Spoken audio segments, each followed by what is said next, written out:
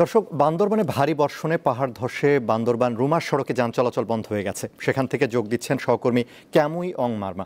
ক্যামুই, বান্দরবান রুমার সড়কটি কতক্ষণ ধরে বন্ধ রয়েছে, আর যান চলাচল স্বাভাবিক করতে কি কোনো উদ্যোগ নেওয়া হয়েছে? ওয়ালটন বিএলডিসি ফ্যান, খরচ বাঁচে 65% পর্যন্ত।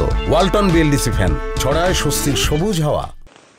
আনোয়ারুল, ভারী 2 দিন যাবৎ ভারী বর্ষণের কারণে বান্দরবানের যে বান্দরবান রুমা সড়ক রয়েছে, সড়কটি আজকে সকাল 10টা থেকে বন্ধ হয়ে গেছে। এবং এই যে বন্ধ হওয়ার পরে বিকেল নাগাদ যে সেনাবাহিনীর যে ইসিবি সদস্যরা রয়েছেন, তারা সড়কটি সচলের জন্য তারা কাজ করছেন।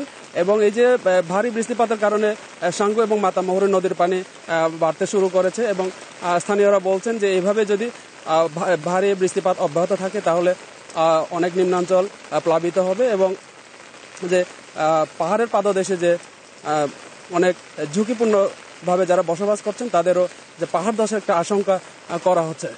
আমরা জেলা প্রশাসকের সাথে কথা বলেছি, তিনি বলেছেন যে বন্যা মোকাবেলায় যে বান্দরবানে 220টি অস্থায়ীভাবে আশ্রয়কেন্দ্র খোলা হয়েছে এবং তারা প্রস্তুতি রয়েছেন যে সব ধরনের প্রস্তুতি মোকাবেলার জন্য।